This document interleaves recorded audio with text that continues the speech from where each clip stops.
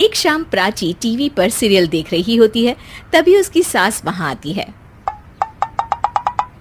अरे सीरियल में तो ऐसे मग्न है जैसे आज रात का खाना पड़ोसी आकर बनाएंगे।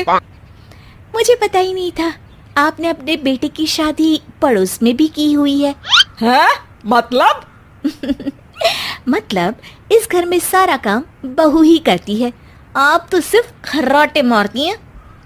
अच्छा जी, फिलहाल तो तुम आराम फरमा रही हो, चलो टीवी देखने का समय है। आहा, इसीलिए मुझे भगाया जा रहा है। सॉरी, अब तो बिल्कुल नहीं जाऊंगी। प्राची की इस बात पर दोनों सास बहू के बीच टीवी रिमोट के पीछे बच्चों जैसे छीना झपटी शुरू हो जाती है, जिसके बीच श्लोक भी काम से घर वापस आ जाता है। हाँ, आज मेरी चूहे बिल्ली की जोड़ी किस बात पर झगड़ रही है? ये मुझे टीवी नहीं देखने दे रही। अरे तुम्हारी मम्मी मुझे खाना बनाने के लिए फोर्स कर रही है। अरे वाह, ऐसे बेतुके रीजन पर तो बच्चे भी झगड़ा नहीं करते। अरे मुझे कुछ मत बोल, सब इसने ही शुरू किया है।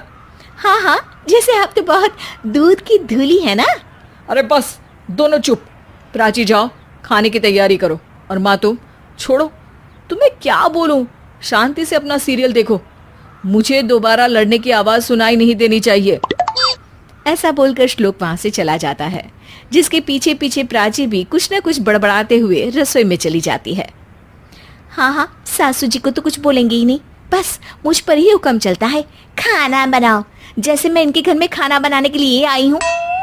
इसी तरह शाम बीतती है और रात को श्लोक और प्राची की सास खाना खाकर सोने चले जाते हैं, लेकिन प्राची गुस्से में कुछ खाए बिना काम में ही लगी रहती है। इस घर में किसी को घंटा फिक्र नहीं पड़ता मैं खाऊं या भूखी रहूं। प्राची कुछ देर के लिए रसोई से बाहर जाती है और जैसे ही वापस आती है तो वहां दूध का भरा ग्लास देखकर हैरान रह जाती है। फिक्र पूरी है, बस दिखाना नहीं है। प्राची दूध पीकर सोने चली जाती है और अगली सुबह एक बार फिर सास बहू का कार्टून नेटवर्क स्टार्ट हो जाता है। ये तुमने ही किया है। अरे अजीब जबरदस्ती है, मैं बोल रही हूँ मैंने कुछ नहीं किया। दोनों ने मिलकर पूरे घर को पागल खाना बनाया हुआ है। यहाँ कोई नॉर्मल इंसान तो रह ही नहीं सकता, इसीलिए अब पड़ोसी क्या रिश्तेदार भी घर आने से कतराते हैं।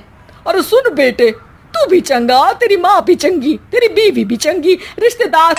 हाँ जी, आपको नहीं पता क्या, गंगाधर ही शक्तिमान है, रिश्तेदार ही। हाँ हाँ, बस समझ गया। कभी जानवरों जैसे लड़ेंगी तो कभी जुगलबंदी करेंगी। भाई मैं आप दोनों के बीच में नहीं फंसना चाहता। सास बहू की इस मन मौजी जोड़ी से परेशान होकर श्लोक अपना सिर खुजलाता वहां से चला जाता है।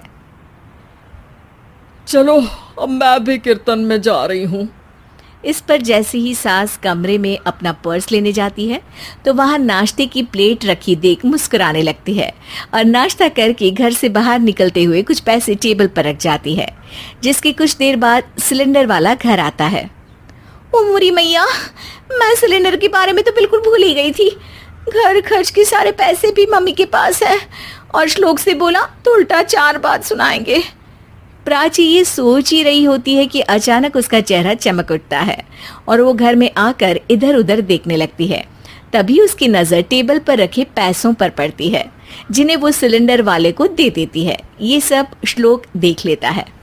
अच्छा बेटे, इतना बड़ा घोटाला, सबके सामने मैं तेरी दुश्मन और पीठ पीछे तेरी मेरी यारी।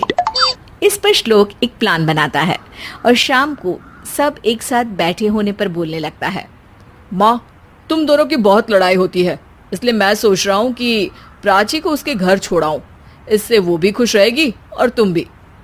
अचानक श्लोक की ये बात सुनकर सास बहू शौक से उसकी तरफ देखती है। अरे ऐसे कैसे घर छोड़ाओगे, मुझे कहीं नहीं जाना। अरे तुमने बोला नहीं पर मैंने सुन लिया, तुम्हें मम्मी के साथ रहना अच्छा नहीं लगता, मुझे पता है। अरे वाह, अरे जब बहू खुद कुछ काम बोले तो वो तुझे सुनता नहीं, और अब जो इसने बोला ही नहीं वो तू समझ गया। जब उसे नहीं जाना तो फिर जबरदस्ती क्यों कर रहा है? अच्छा, फिर आप